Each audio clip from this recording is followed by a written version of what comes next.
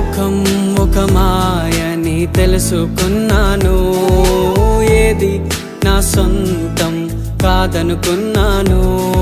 ఈ లోకం ఒక మాయని తెలుసుకున్నాను, ఏది నా సొంతం కాదనుకున్నాను.